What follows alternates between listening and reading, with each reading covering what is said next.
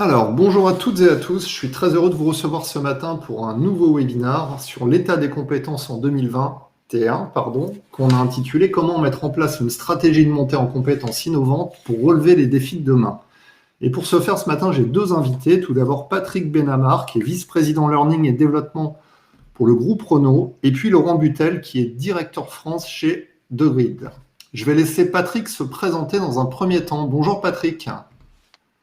Bonjour Christophe, donc ravi d'être parmi vous ce matin. Je m'appelle Patrick Benamar, donc je suis le vice-président en charge de la formation et le développement pour le groupe Renault, que j'ai rejoint depuis début 2018. Merci Patrick. Bonjour Laurent. Bonjour à tous, merci Christophe, donc, ravi d'être là également. Laurent Butel, je suis directeur France de Digrid, que j'ai rejoint en mars 2020, en premier jour du confinement. Et avant ça, j'étais chez Gartner et LinkedIn. Aujourd'hui, j'accompagne le développement de Digrid en France. Ravi d'être là aujourd'hui. Ça marche. Alors, on va revenir sur une étude qui a été menée par Degrid auprès de 5000 collaborateurs dans le monde, l'état des compétences en 2021, qui met en évidence les compétences les plus à risque de devenir obsolètes et les secteurs, pays et postes de travail les plus menacés. Donc, ce rapport est conçu pour aider les entreprises à cibler les investissements de renforcement des compétences dans les domaines les plus susceptibles d'avoir un impact positif sur leur organisation et leurs employés. Alors, petit ordre du jour rapide.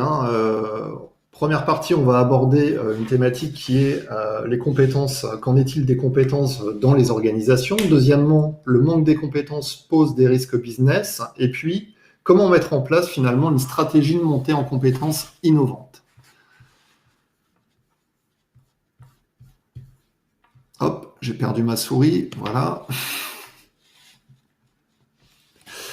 Patrick, comment vous identifiez, vous, les compétences au niveau du groupe actuellement? Je crois savoir que vous disposez d'un observatoire des métiers. On en avait parlé la semaine dernière ensemble. Alors effectivement, l'observatoire de métier nous permet d'analyser pour les 13 grands métiers du groupe les métiers qui sont je dirais en croissance, les métiers qui sont plutôt en stabilité et ceux qui sont plutôt en décroissance. Ce travail, il est réalisé chaque année avec les différentes fonctions et avec les équipes RH. Et ensuite, il est restitué auprès des partenaires sociaux et de l'ensemble des collaborateurs pour les aider justement à intégrer ces changements dans l'organisation, mais aussi pour les aider aussi à comprendre quels sont les métiers qui vont se développer et donc flécher aussi un certain nombre de mobilités au sein de l'organisation tout au long de l'année.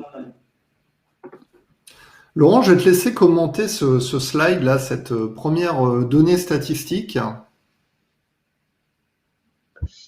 Oui, ce qui est important de retenir ici, c'est déjà quand on regarde, c'est une donnée qui provient d'une étude Gartner, donc 53% des responsables RH indiquent la capacité d'identifier. Donc c'est ce qu'on veut retenir ici, c'est cette incapacité d'identifier les bonnes compétences requises pour répondre aux grands objectifs des organisations qui vont accompagner donc leur transformation.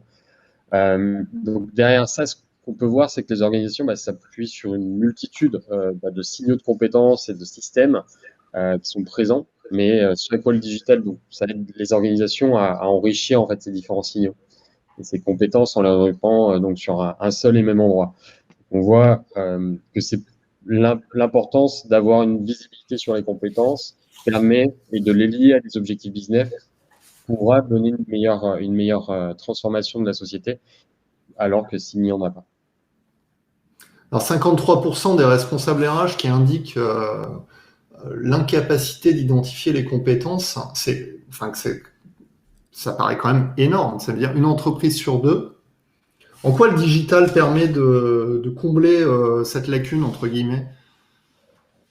Ça aide vraiment pour nous, on voit le digital, ça aide les sociétés vraiment à identifier c'est plus rapidement en fait ces signaux de compétences et remplir en fait cette lacune comme vous venez de le dire.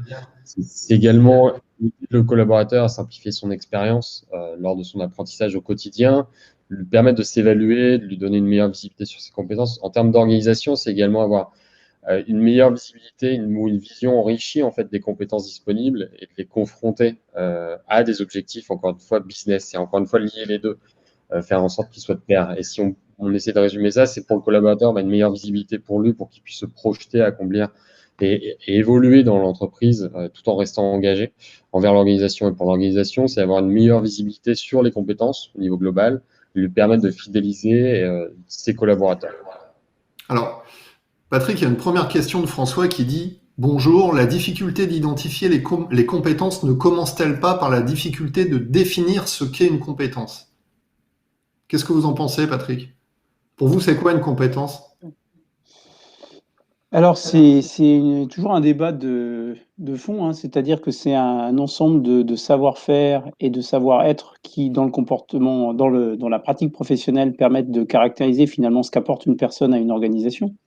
Donc, ça veut dire qu'effectivement, on a deux dimensions qui sont importantes. La première, c'est finalement comment on va mobiliser cette compétence pour réaliser quelque chose qui va finalement servir à créer de la valeur, et comment on va se comporter professionnellement pour pouvoir arriver à ce que cette compétence soit mise en œuvre dans le bon cadre, c'est-à-dire par exemple servir à un objectif collectif dans une équipe projet. Ça marche. Alors, une petite question de Sandrine Laurent sur l'étude qui a été menée. Est-ce que on peut avoir un peu de data concernant le panel de cette étude? Bien sûr, donc l'étude sur les compétences a été conduite sur un panel d'à peu près 5000 personnes sur 8-9 pays, et cela tout métier et industrie confondues. Ça marche.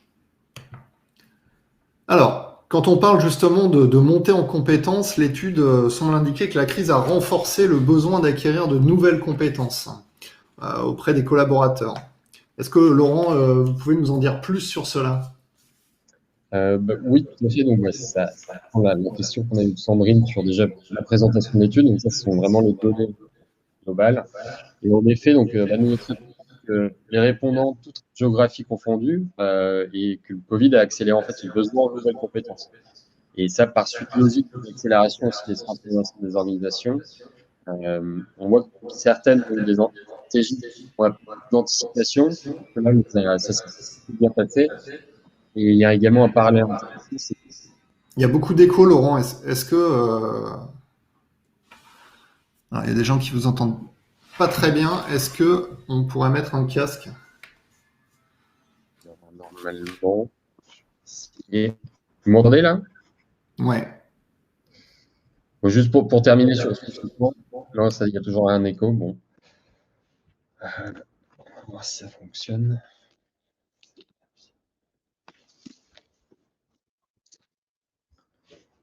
Alors.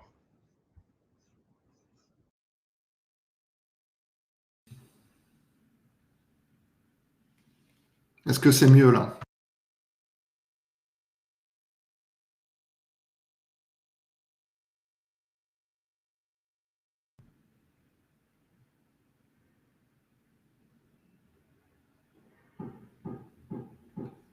C'est bon, Laurent? Ah là, on n'entend plus rien. On n'a plus de son.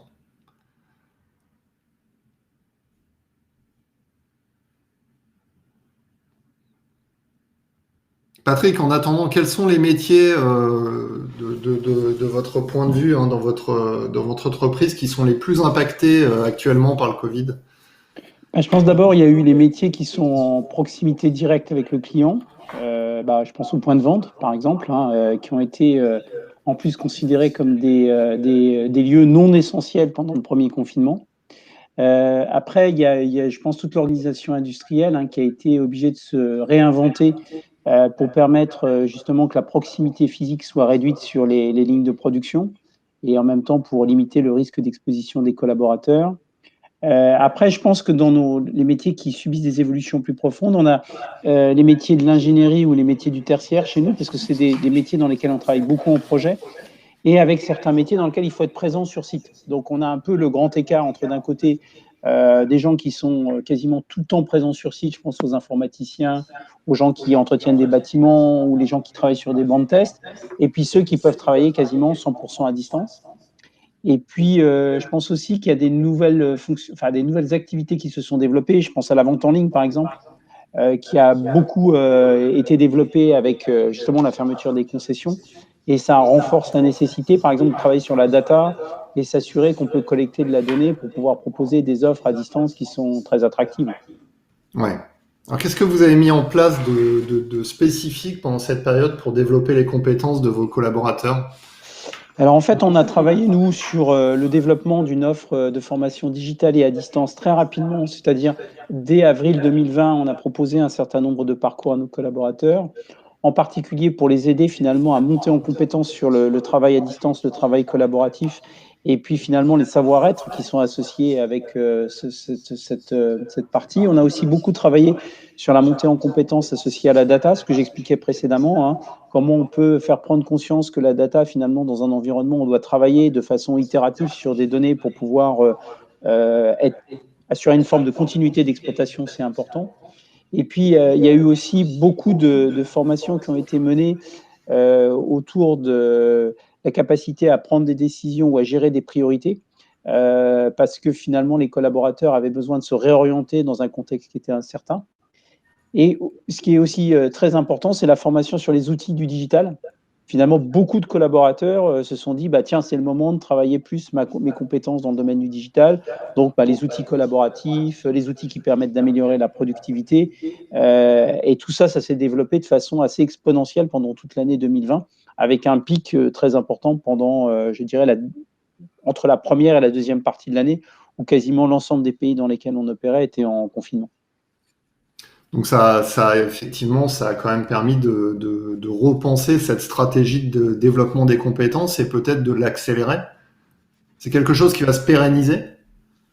Alors, l'accélérer, je pense que ce qui accélère, c'est plutôt la transformation de l'entreprise. Donc, on en parlera tout à l'heure. Je pense que c'est un peu le double effet, hein. Je dirais, d'un côté, il y a eu l'accélération de la digitalisation des formations liées à la crise du Covid et à la nécessité de pouvoir former les gens, y compris à distance.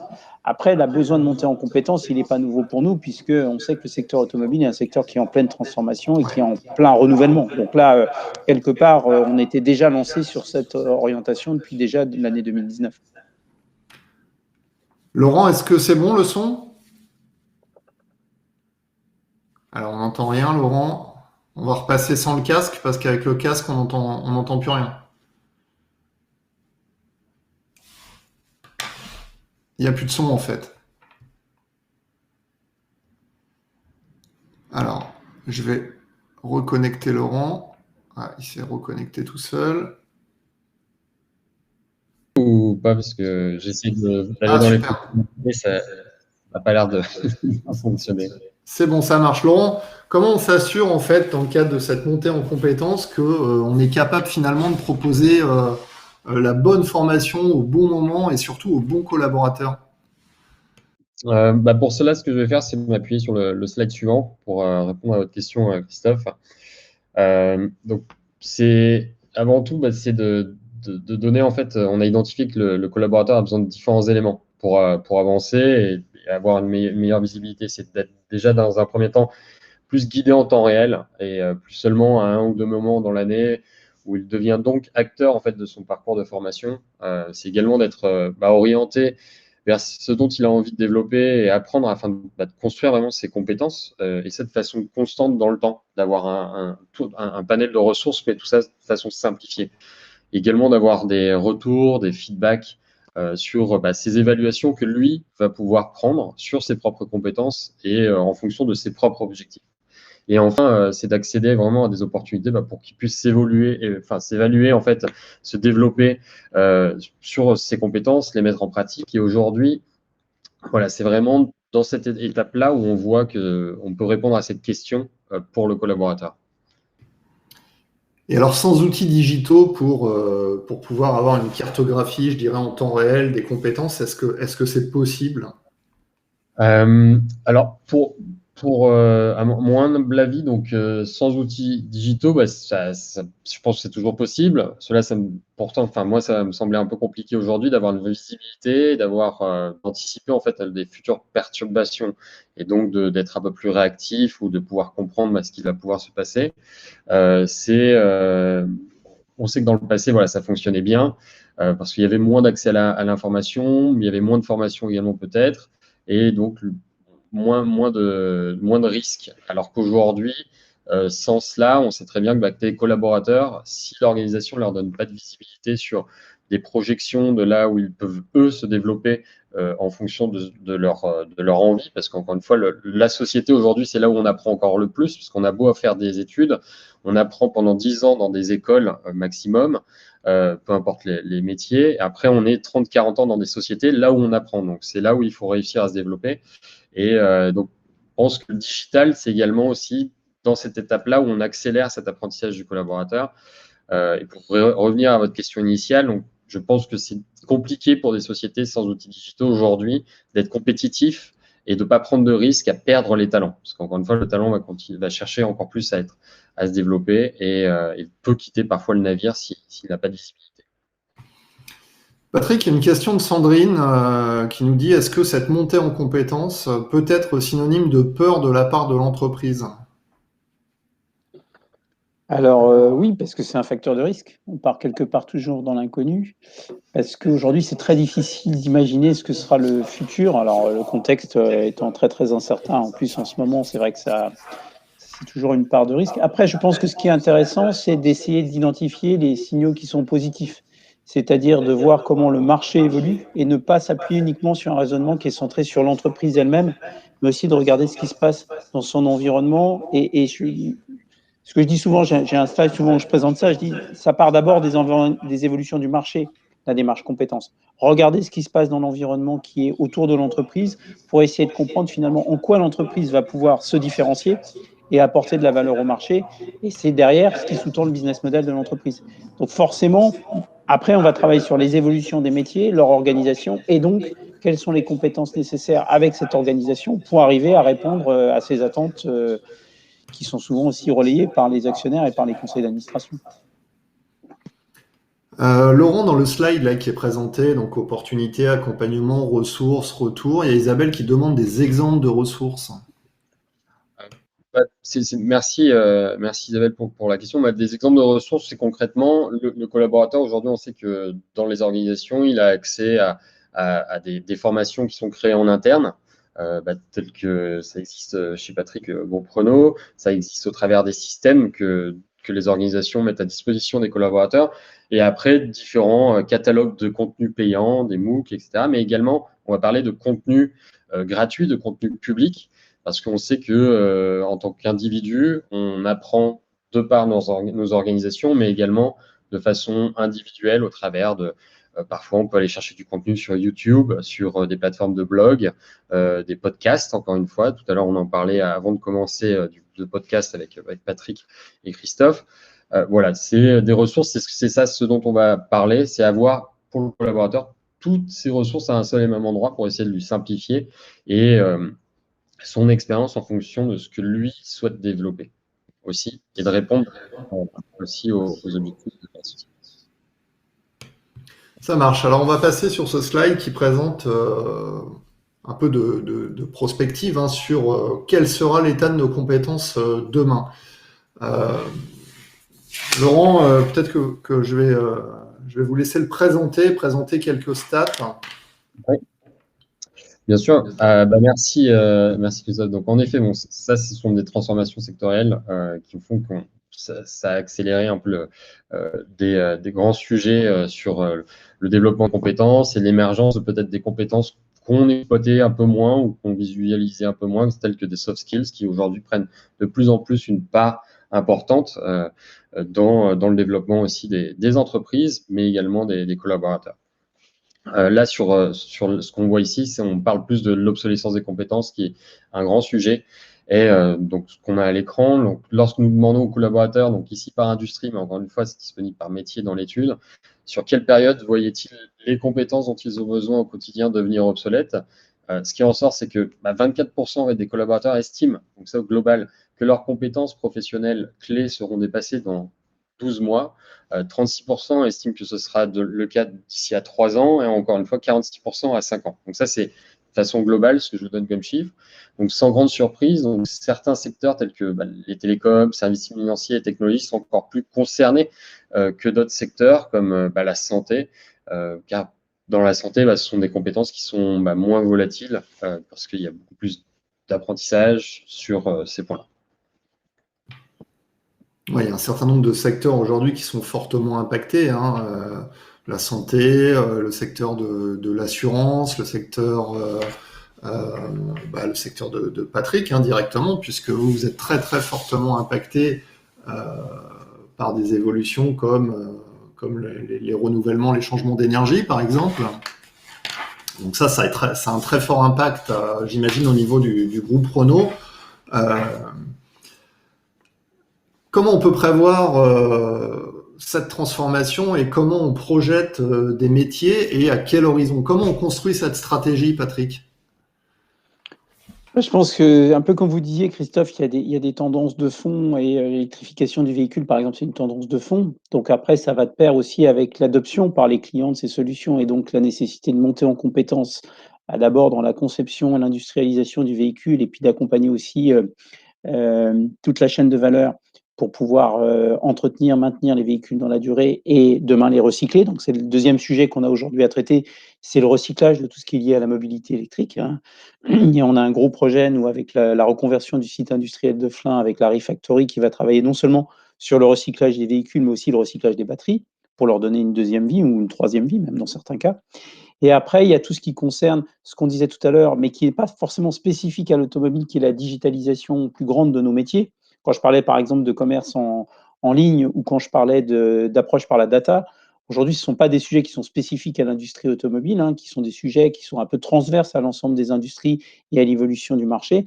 Et là, c'est ce qu'on va retrouver, c'est-à-dire la nécessité d'accélérer le développement de certaines compétences avec l'adoption de certaines technologies. Je pense à la 5G, par exemple, qui va rentrer dans les sites industriels demain et qui va poser des questions en termes de cybersécurité, d'infrastructure, mais aussi de mode de travail, parce que du coup, le pilotage de la performance industrielle ne se fera pas de la même façon qu'hier ou avant-hier. Ça a aussi des impacts sur des métiers qui sont des fonctions qui vont être aussi du coup alimentées par des données qui vont venir de différentes sources, hein. Je pense par exemple à la qualité. La qualité demain va être plutôt dans un travail d'amélioration continue, mais qui s'appuiera aussi sur l'analyse des données qui vont remonter de différentes sources. Donc, on voit bien qu'il y a quand même des tendances qui émergent et qui sont un peu multisectorielles, et après des spécificités qui sont plutôt liées à un secteur et qui vont aussi conduire à des changements profonds dans les années à venir, qu'on peut anticiper, comme je disais tout à l'heure, parce qu'on les voit dans notre propre organisation, mais aussi parce qu'on les voit impacter d'autres organisations qui sont des organisations assez proches de nous. Renault a annoncé, par exemple, la semaine dernière, sa participation à un grand projet qui s'appelle la Software République. Et on retrouve autour de la table des acteurs de la cybersécurité comme Thales, des acteurs du jumeau numérique comme Dassault Systèmes, des acteurs des systèmes d'information et de la donnée comme Atos, des acteurs des composants comme ST Microelectronics. Donc, on voit bien que finalement, on a une forme de convergence des besoins qui sont aussi liés à l'empreinte industrielle d'un pays, à son histoire et puis je dirais, à sa démographie économique. Et comment on embarque les collaborateurs dans ces projets-là? Il y a Juliette qui nous dit, mon expérience est que le niveau d'implication et d'attention du manager fait la différence plus que l'outil dans la montée en compétence des collaborateurs sur certaines pratiques clés. Qu'est-ce que vous en pensez? Je pense que c'est un triple levier. Ce que dit Juliette est important parce qu'effectivement, il faut d'abord qu'il y ait au niveau de l'équipe dirigeante et de l'équipe dirigeante très élargie. Nous, quand on parle de l'équipe dirigeante élargie, on parle de plutôt 3 à 4 000 personnes, hein, qui contribuent finalement à la stratégie de façon importante et qui du coup doivent aussi relayer et communiquer sur ces évolutions. Et il faut parler de l'avenir aux gens pour expliquer finalement qu'est-ce qu'on va faire à 2 ans, à 3 ans, à 5 ans et qu'est-ce qu'on a l'intention de faire.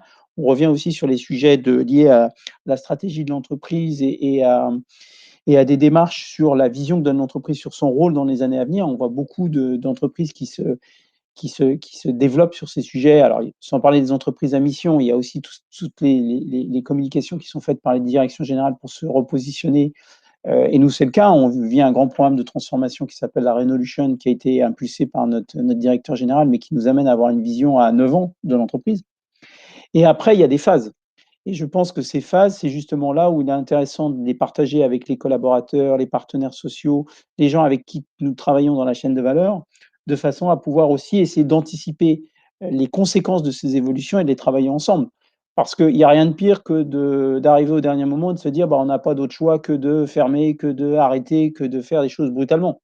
Donc, si on peut anticiper les transitions, et on a beaucoup de bons exemples en France dans le domaine, hein, si on peut anticiper les transitions, accompagner les collaborateurs, leur proposer des perspectives, en général, ça se passe plutôt bien. Donc, c'est cette question de l'anticipation et je dirais du travail collectif qui est important.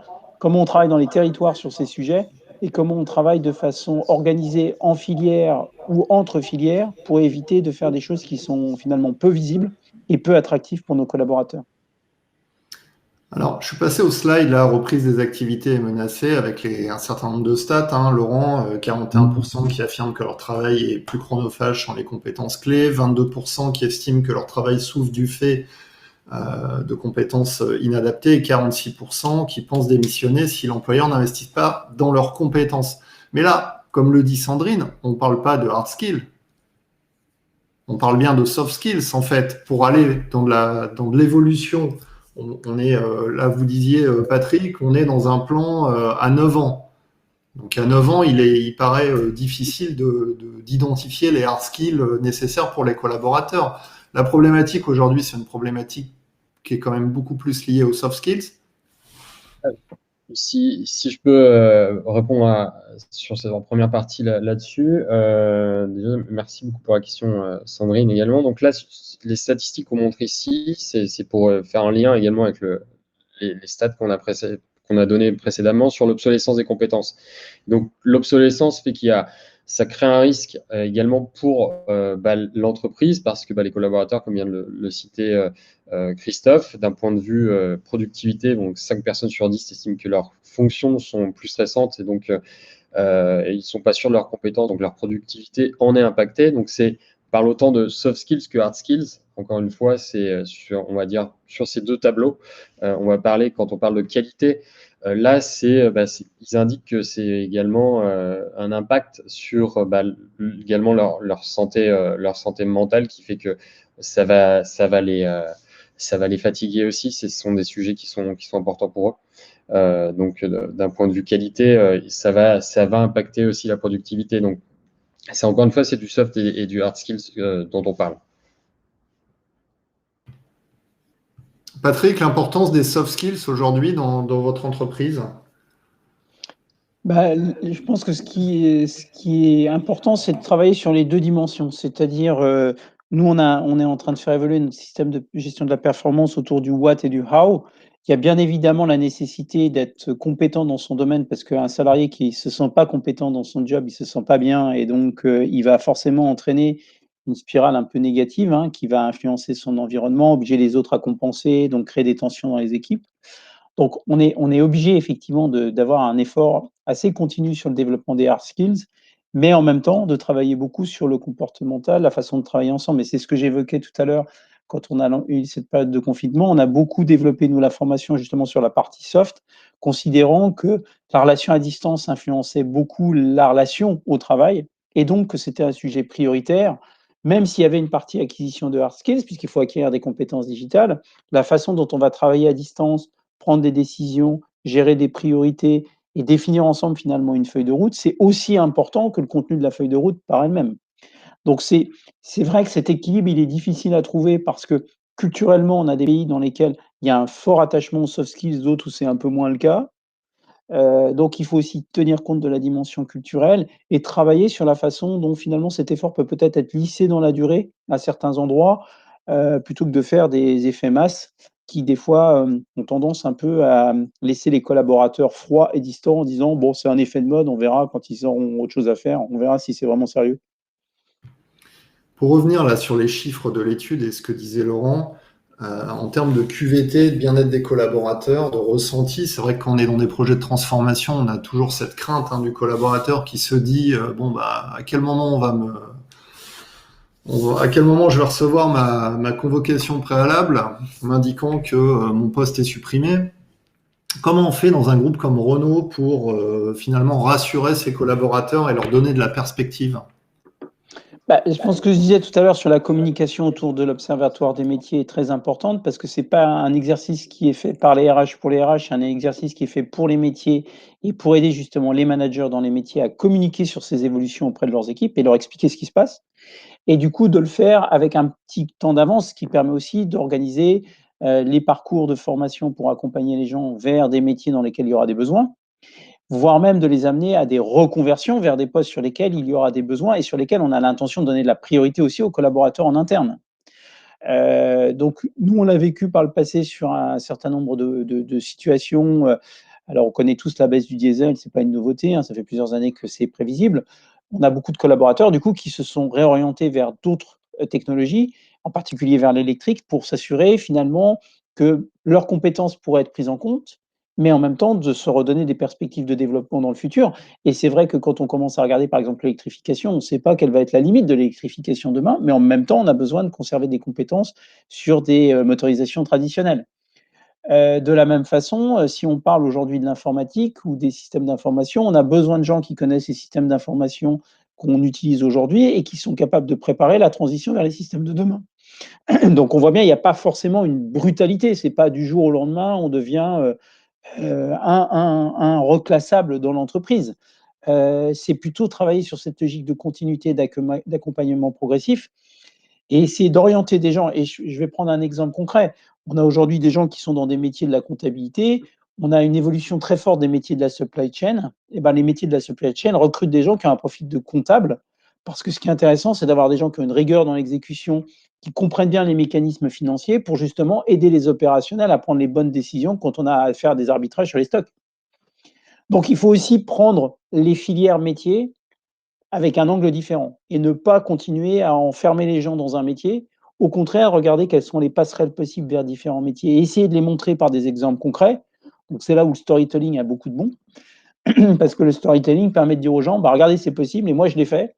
Et ce n'est pas un message qui est porté par les RH, ce n'est pas un message porté par des vrais gens qui l'ont fait eux-mêmes. Donc, ils ont peut-être un peu plus de crédibilité que nous et un peu plus de légitimité à en parler que nous. Ça marche. Il y a Sandrine qui pose une question qui dit, pensez-vous que les entretiens individuels, qui doivent avoir lieu tous les 2 ans avec un bilan à 6 ans, contribuent à cette prise en compte du développement des compétences? Ne serait-ce pas la nécessité de répondre à l'employabilité du collaborateur? Je pense que Sandrine fait référence aux entretiens professionnels dans lesquels il y a un volet compétences qui est important. Oui, effectivement, c'est un bon moyen d'avoir une discussion qui est un peu sortie du cycle annuel de la revue de performance.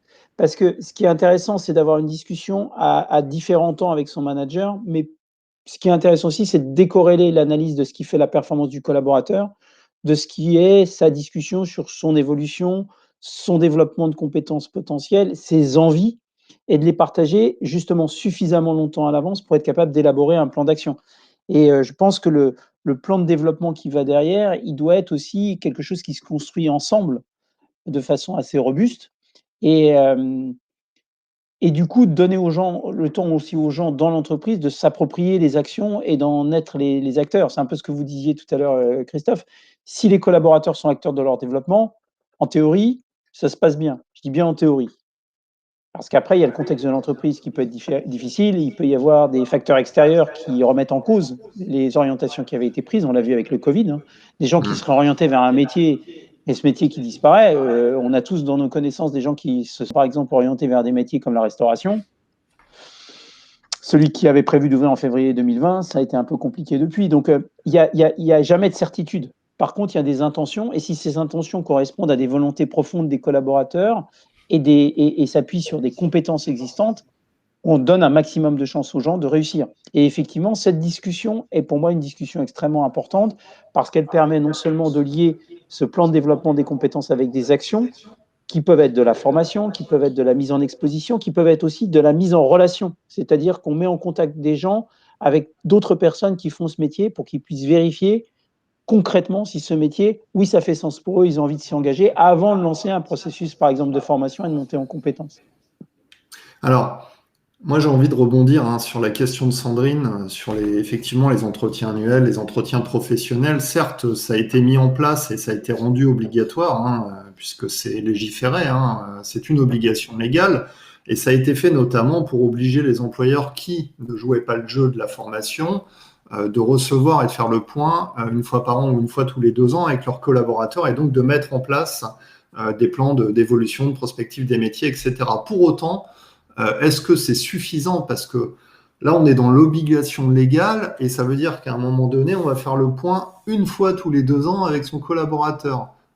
Donc, est-ce que Laurent, j'ai envie de poser la question, est-ce que c'est suffisant d'avoir une vision des envies d'un collaborateur une fois par an ou une fois tous les 2 ans?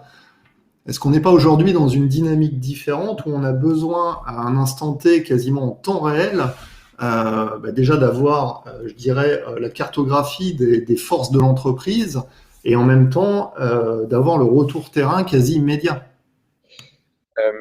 Merci beaucoup, c'est une bonne question. Donc, on voit que déjà, d'un point de vue organisation, il y a une tendance qui fait qu'on essaye d'avoir une approche un peu moins top-down, c'est-à-dire que ce soit moins l'organisation qui donne la visibilité aux collaborateurs sur ce qu'il va devoir apprendre, et plus maintenant le collaborateur qui va être acteur vraiment de son développement. Donc, pour essayer de répondre en quelque sorte à cette question, c'est plus d'avoir le collaborateur qui, en effet, lui, en temps réel, pratiquement au quotidien, peut mettre à jour en fait ses niveaux de compétences pour en établir pratiquement une sorte de monnaie ou une valeur sur laquelle il va pouvoir établir éventuellement une transaction pour se développer et se projeter sur des opportunités de développement ou de mise en pratique. Pas uniquement je veux devenir le patron, je peux faire du mentorat, je peux faire du coaching, je peux participer à d'autres projets. Aujourd'hui, moi, je suis directeur commercial de chez Digrid. J'ai également des compétences sur du web marketing, donc je peux participer à des projets de web marketing au sein de Digrid et mettre à profit ces compétences-là. Ou du moins, si je n'ai pas le bon niveau, ça me permet en fait de savoir quel type de contenu, quel type de formation je peux prendre au sein de mon entreprise pour les renforcer et participer à ces projets-là. Et d'un point de vue organisation, ça donne cette force déjà de créer un meilleur engagement de la part pour le collaborateur, donc de le garder et fidéliser, donc de le projeter dans ce développement. Donc, d'un côté également, d'un point de vue organisation, si on regarde faire peut-être des économies, ou de perdre du temps plutôt que des économies, ou de passer du temps en fait à aller chercher de nouveaux talents à l'extérieur. Et on sait très bien que trouver de nouveaux talents à l'extérieur d'une organisation, ça prend toujours plus de temps que d'essayer peut-être d'en trouver au sein de notre société. Et si on connaît bien leurs compétences, on pourra potentiellement les mettre à profit. Et donc, ça sera, on va dire, du gagnant-gagnant ou à l'américaine ou à l'anglaise, du win-win organisation collaborateur. Ça marche. Patrick, il y a une question d'Alexandra qui demande si votre stratégie rentre dans le plan transition collective qui a été initié par le gouvernement. Alors, c'est un peu compliqué d'entrer dans transition collective parce qu'il faut qu'il y ait des suppressions d'emplois pour pouvoir bénéficier de transition collective, alors que l'objectif pour nous, c'est pas de faire des suppressions d'emplois, c'est d'amener les gens vers d'autres métiers. Donc, je dirais que c'est un peu la limite de Transco aujourd'hui, c'est que Transco est là pour réparer des dommages qui sont déjà un peu irréversibles, alors que nous, notre objectif, c'est plutôt d'anticiper et d'éviter les dommages. Donc, c'est un peu je dirais, c'est un peu une difficulté, je pense, c'est que transition collective a comme objectif de sauver, de sauver les meubles, alors que notre objectif, c'est pas de sauver les meubles, c'est de donner des vraies solutions aux gens pour éviter d'en arriver là. Donc, on n'est pas trop en phase avec transition collective et je pense que c'est un peu un manque de perspective du législateur là-dessus qui aurait dû l'ouvrir aussi aux entreprises qui ont plutôt l'intention d'éviter la casse. Parce que c'est la même philosophie finalement qui est derrière. Oui. C'est de former des gens vers des nouveaux métiers pour les aider à assurer un avenir professionnel. L'idéal, c'est de former les gens, et ça tout le monde le sait, avant qu'ils soient inscrits à Pôle emploi. Parce qu'une fois qu'ils sont à Pôle emploi, on est traditionnellement dans les 6 mois de latence avant qu'ils puissent éventuellement retrouver une piste. Donc, il faut éviter que les gens, et ça, on revient un peu sur les concepts de flexibilité, flexi-sécurité qui sont bien connus dans le nord de l'Europe, où on n'attend pas que les gens soient à Pôle emploi pour traiter la question de leur employabilité. Et puis, pour répondre à la question qu'avait posée Sandrine avant, je pense qu'effectivement, le législateur avait envisagé les 2 ans comme étant un minimum. Et ça serait déjà bien si ce minimum devenait la norme. Parce qu'on se rend compte qu'aujourd'hui, il y a beaucoup d'entreprises qui n'arrivent pas à tenir ce minimum d'un entretien tous les 2 ans. Donc, quelque part, on peut se dire que le législateur avait une ambition qu'il exprimait, qui était peut-être un peu élevée, qui est de faire en sorte que cette discussion ait lieu tous les 2 ans. On voit que ce n'est pas une pratique aujourd'hui qui est totalement généralisée partout. Oui, mais Mais pas généralisée, excusez-moi Patrick, parce qu'elle n'est pas contrôlée. alors, elle n'est pas contrôlée et puis elle était finalement plutôt répressive qu'incitative. Ouais. Je pense que si on fait le lien avec transition collective, si on était dans des mécanismes qui étaient plus, si vous faites ça, ça va vous donner accès à finalement à des financements pour aider à la reconversion de vos collaborateurs au changement de métier, plutôt que de dire si vous ne faites pas ça, vous allez être pénalisé, vous allez avoir des amendes, qui est quand même un peu le contexte français en général. On a introduit un comportement qui fait que les gens le font pour éviter l'amende. Mais ce n'est pas ça le fond. Le fond, c'est qu'il ne faut pas le faire pour éviter l'amende. Il faut le faire pour rendre les collaborateurs acteurs de leur développement et éviter qu'on se retrouve avec des situations où les gens se retrouvent face au mur et en disant finalement, personne n'a rien fait pour moi. Oui, mais sauf qu'il faut d'abord commencer par y réfléchir avec son manager, il faut analyser les choses, travailler avec son entreprise et il faut que ce soit du travail partagé. C'est toujours pareil, hein, c'est dans un couple, quand on divorce, est-ce que c'est la faute de l'un ou de l'autre? C'est souvent tort partagé, quoi. Alors on en vient à notre troisième partie, hein, qui est sur l'anticipation, justement, l'avenir et les compétences de demain. Je vais peut-être laisser Laurent. Donc, ne prédisez pas l'avenir, anticipez-le. Pardon, j'étais en mute. C'est là. Voilà. Donc oui, en effet, donc ce qu'on peut voir nous, c'est sur cette question-là, c'est plus une réflexion de ce qu'on constate au travers des organisations, donc celles qui réussissent à identifier, donc du moins à associer les compétences et de les mettre en relation avec des objectifs business. Et donc ensuite de pouvoir proposer un accompagnement et développement de compétences des collaborateurs sont les organisations qui ont un accès, on va dire, plus agile à la donnée, à la data.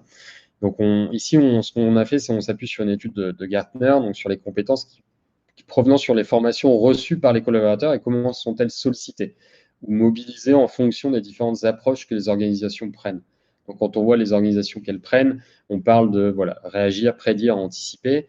Sur la première étape, quand on parle de réagir, c'est lorsque la stratégie de la gestion des compétences résulte principalement donc, sur une demande de la direction de l'entreprise. Donc, et là, dans ce cas-là, on voit que les employés mobilisent du moins 53% de leurs compétences. Lorsqu'il y a plus une stratégie on va dire, de prédiction, de gestion de compétences qui résulte principalement sur une prédiction, donc vraiment sur le long terme, on voit que là, les employés vont mettre à profit 37% des compétences qu'ils ont acquises au travers des formations qui leur ont été fournies. Alors que quand on a une stratégie plus d'anticipation, là, on peut voir que cette statistique de 75%, c'est une mobilisation vraiment très importante des compétences qui sont acquises et qui vont être mobilisées par le collaborateur en fonction d'une stratégie parce qu'il y a une meilleure dynamique vraiment entre l'apprentissage et les opportunités sur les besoins changeants de l'organisation.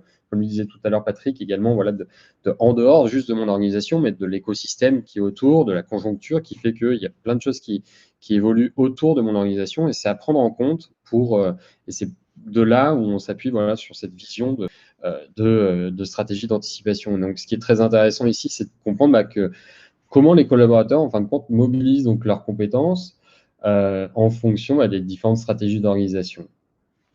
Voilà. Ça marche. Patrick, dans un groupe comme Renault, comment on anticipe réellement les chantiers de transfo? Alors, on l'a vu, hein, vous avez un observatoire des métiers depuis déjà de nombreuses années, mais c'est pas suffisant. J'imagine quel est le process, quels sont les autres outils qui vous permettent justement d'anticiper et puis ensuite de mettre en œuvre vos plans stratégiques? Alors, je pense qu'il y a d'abord un premier outil qui est utilisé chez Renault, qui est le Strategic Workforce Planning, qui est discuté avec les fonctions. Donc, les équipes du Strategic Workforce Planning font un gros travail en amont pour bien identifier les facteurs de transformation, les impacts que ça va avoir finalement sur les métiers de l'entreprise et de notre organisation. Il y a aussi les équipes transformation elles-mêmes et le travail qui est fait avec les équipes transfo en coopération avec les équipes RH pour bien identifier comment les organisations finalement vont évoluer et s'il y a des tendances qui sont transverses, hein, qui touchent plusieurs métiers de façon horizontale. Et puis, il y a aussi le boulot avec l'équipe organisation. puisque l'équipe organisation, elle est, je dirais un peu à la manette, hein, elle design, elle conçoit des organisations et elle les développe.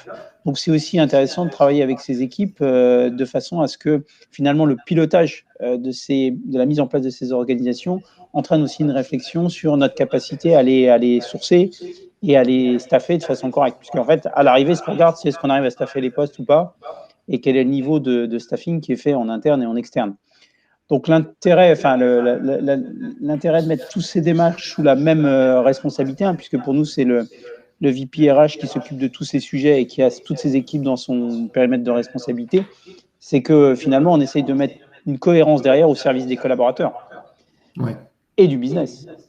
Donc c'est vrai que c'est un pari ambitieux parce que ça fait beaucoup de choses à mettre ensemble dans le même panier, je dirais. Mais finalement, c'est un peu la situation idéale, c'est qu'on a tous les leviers à notre disposition pour pouvoir activer justement ces activités pour leur donner de la consistance. Donc vous avez votre feuille de route, donc on est vraiment dans les projets de planification des ressources, donc dans du workforce planning. Il y a une remarque qui est très intéressante de Vincent qui dit « il appartient aussi aux salariés de se manifester ». Et est-ce que c'est pas ça aujourd'hui toute la question? Parce que c'est vrai que ça fait plusieurs années où on a l'impression que le salarié dans l'entreprise en général est assez attentiste, attend que le DRH le convoque à un entretien, attend que le manager lui propose une évolution, une formation, etc. Est-ce qu'aujourd'hui, on n'est pas entré dans une ère où justement, il faut donner plus de latitude, plus d'autonomie et rendre le salarié vraiment complètement acteur de son parcours dans l'entreprise? Alors, moi, j'ai toujours été partisan de rendre le salarié acteur de son propre parcours et c'est ce que j'ai vécu depuis de nombreuses années dans mon expérience professionnelle. La responsabilisation des gens, c'est la meilleure façon de leur faire prendre conscience qu'il ne faut pas attendre tout de l'entreprise. Je ne peux pas choisir pour quelqu'un quel est son futur professionnel. C'est une décision individuelle. Et c'est bien évidemment une décision individuelle qui peut se prendre dans le cadre de l'entreprise, parce qu'il y a des opportunités dans l'entreprise, mais ça peut être aussi une opportunité individuelle de se dire, il n'y a pas de place pour moi dans cette entreprise et j'ai envie de faire autre chose. Et on voit quand même beaucoup de gens, en plus c'est accentué avec la crise du Covid, qui disent, finalement j'ai fait ça, mais c'est pas ça que j'ai envie de faire réellement. Ce que j'ai envie de faire, c'est de contribuer à ça, c'est de contribuer à tel type de projet, c'est d'apporter ma compétence à telle organisation, parce que je pense que ça fait sens. Et je pense que la question du sens, elle est collective au niveau d'une entreprise. Qu'est-ce qu'une entreprise veut faire et quelle est sa vision collective de sa contribution à son environnement. Et puis après, il y a ce que nous, en tant qu'individus, on veut faire. Et ça, je pense qu'il faut véritablement insister pour... c'est notre décision à nous, c'est pas celle de l'entreprise. Si ce qui est fait dans l'entreprise ne me plaît pas, je suis pas obligé d'y rester. Et aujourd'hui, je pense que cette logique alors moi j'appelle ça un peu schématiquement de l'emploi à vie qu'on a connu pour certains dans certaines organisations. Aujourd'hui, ce qu'il faut développer, c'est plutôt l'employabilité à vie.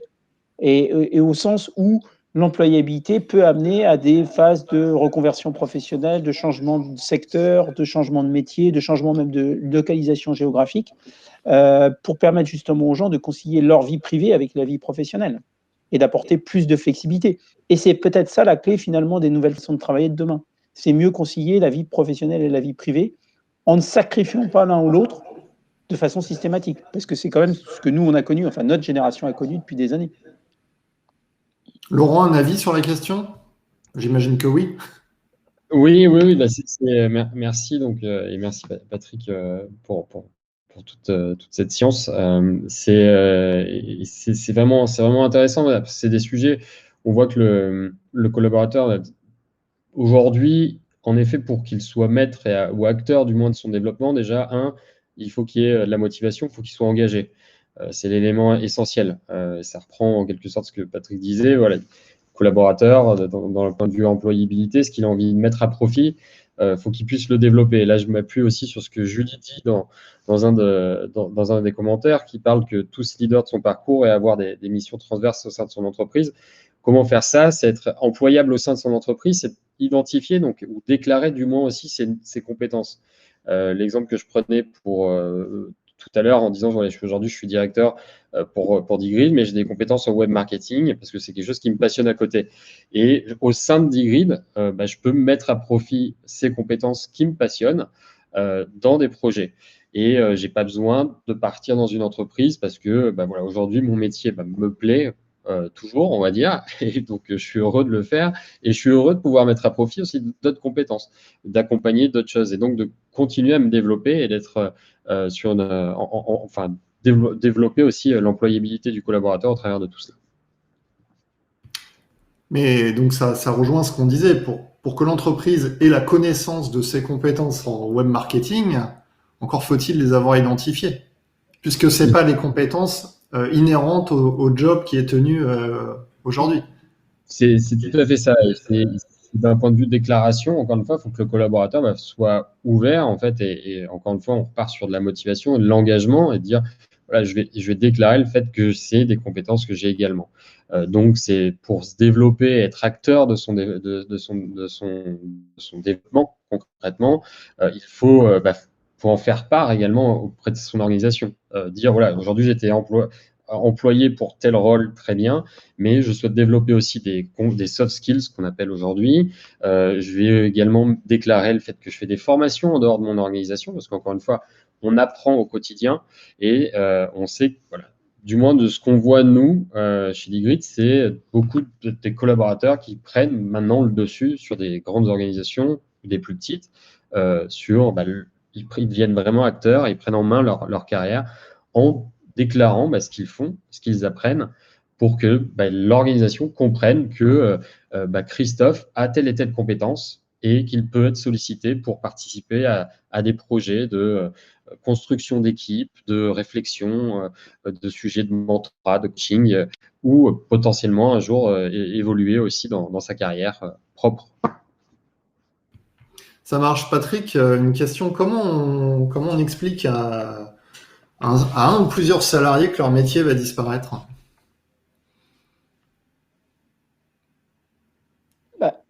Je pense que c'est un peu ce que j'ai expliqué tout à l'heure. Je pense qu'il ne faut pas commencer par dire aux gens que leur métier va disparaître. Il faut expliquer qu'il y a des évolutions qui vont d'abord probablement, dans un premier temps, réduire le nombre d'emplois qui vont être associés à un métier.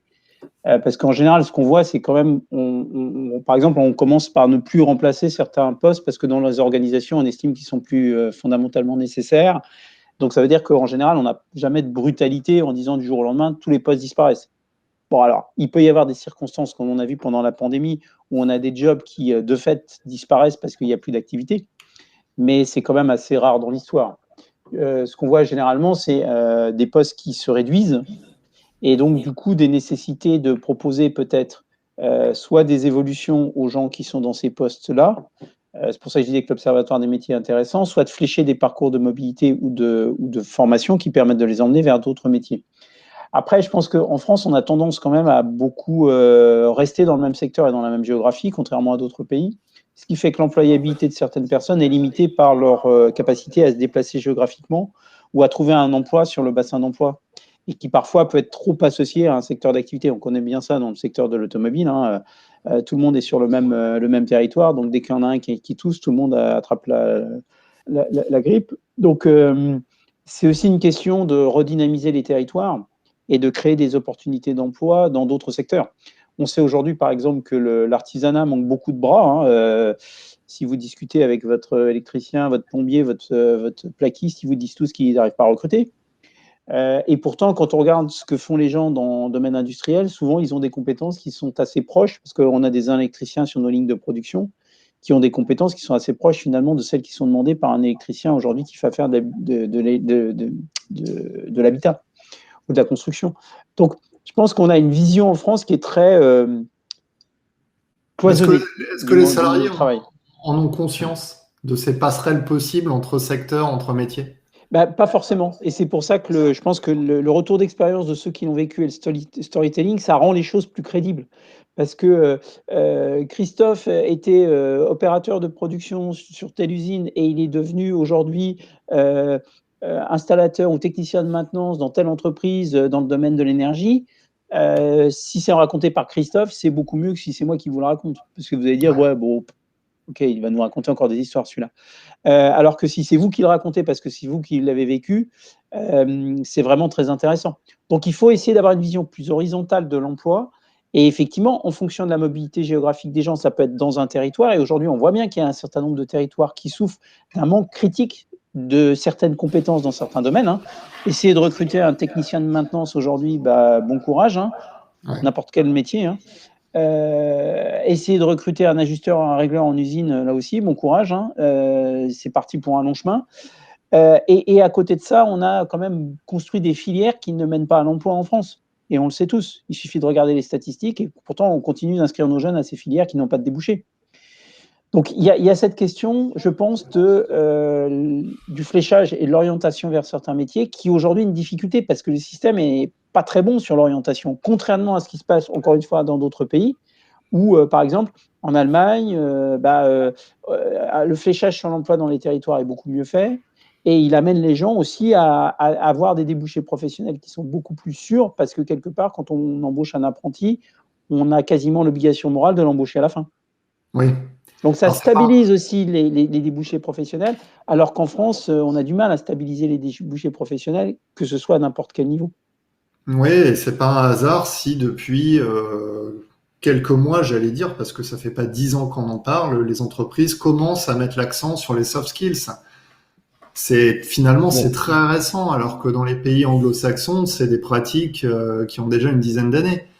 Donc on a quand même un retard, et c'est justement ces compétences comportementales qui permettent éventuellement de sortir de ces silos. Oui, et puis je pense qu'il y a aussi la transversalité des compétences techniques.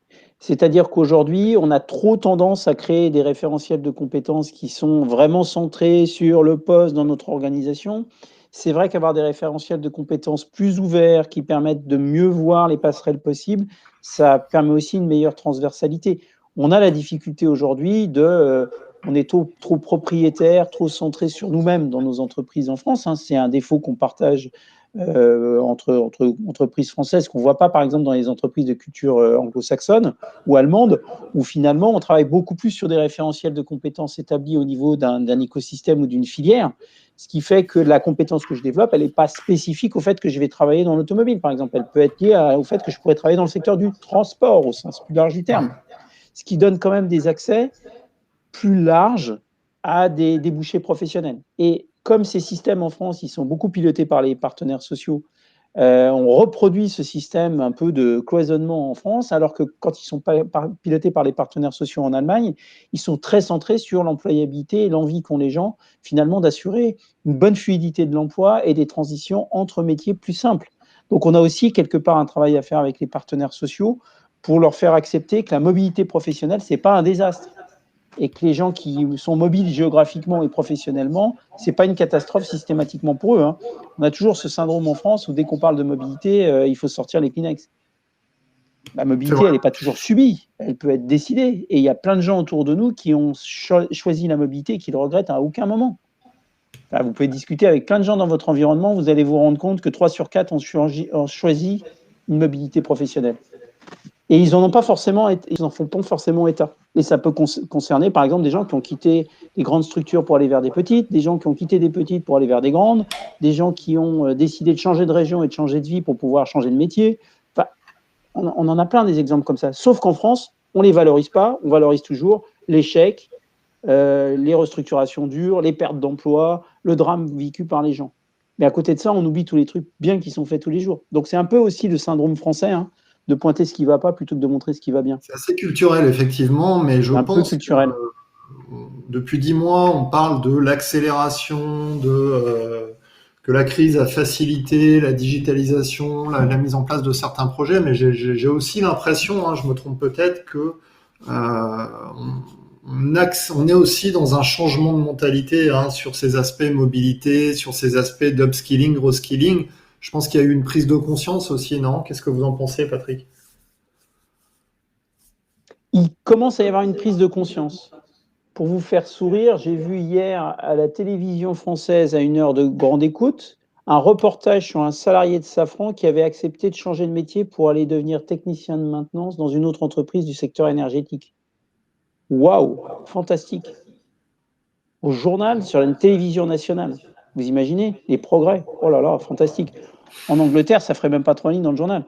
En Allemagne, ça serait un non-événement. Donc, vous voyez le gap quand même culturel qu'on a apporté. Hein. Et ça, on a, je pense, un énorme travail collectif à faire si on veut préparer l'entreprise à ça mais aussi la France a un mouvement d'industrialisation plus fort. Parce que qu'est-ce qu'on a vu pendant la crise? C'est que je dirais le délitement progressif de notre industrie aujourd'hui est un vrai problème dans notre vie quotidienne. Hein. On est dépendant du reste du monde. Donc soit on reprend la main sur un environnement industriel et ça va créer des débouchés, soit on continue d'accepter cette dépendance de fait qui va nous pénaliser de façon très forte parce que ça va faire augmenter les prix. Et on le voit bien avec ce qui s'est passé sur la crise des composants, la crise des matières premières, où le seul objectif la conséquence pour le consommateur, c'est que ça renchérit les prix. Et ça met à mal la rentabilité de nos entreprises. Donc, il y a vraiment un changement de prisme. Hein, et ça, c'est clair que c'est un effort collectif à faire, porté par effectivement les politiques, les territoires, les entreprises. Et il faut arrêter de se taper dessus les uns avec les autres. Il faut travailler de façon beaucoup plus cohérente et consistante. Il faut raisonner en écosystème et il faut mettre les salariés et les partenaires sociaux autour de la table et se dire les choses. Après, il faut passer de la réflexion à l'action. Et c'est là où, généralement, en France, on n'est pas bon. Parce qu'on réfléchit bien, on fait des rapports, hein, mais derrière, il ne se passe rien. Super, merci Patrick. Je pense que c'est parfait pour les mots de conclusion de notre webinaire de ce matin. Est-ce que Laurent veut rajouter quelque chose? Juste merci déjà avant tout et rapidement sur le transfert des compétences pour parler de cas concrets comme on a essayé de l'évoquer rapidement. Moi provenant d'un BEP CAP en cuisine et étant une formation de cuisinier et aujourd'hui voilà je suis directeur France d'une société qui vend du SaaS. Je sais qu'on dans plein de différentes industries il y a des applications en fait de ces professionnels qui sont dans l'hôtellerie-restauration. On met en application leurs soft skills, parfois même des hard skills dans des métiers qui sont les nouvelles technologies, parce que il y a des questions de résilience, il y a des questions de également peut-être de façon de rigueur, de pouvoir également engager avec des personnes de certains niveaux dans des grandes organisations, parce que ces personnes qui sont de ces industries-là acquièrent, certes ont des diplômes professionnalisants, mais acquièrent des compétences qui seront totalement applicables dans des métiers SaaS et voilà. Aujourd'hui, moi, c'est des transitions que j'ai faites en ayant, comme le disait Patrick, voyagé. J'ai vendu du vin en Chine, j'ai tenu un restaurant à New York, j'ai fait différentes choses. J'ai finalisé mes études sur un MBA et finalement, ce sont les compétences qui font qu'on arrive en fait à se transformer et à les appliquer pour se développer. Donc voilà, c'était pour essayer de compléter les belles paroles de Patrick sur un autre cas concret. Merci beaucoup en tout cas. Merci à tous les deux. Je vous souhaite une excellente journée et je vous dis à très bientôt. Merci, au revoir. Merci, au revoir.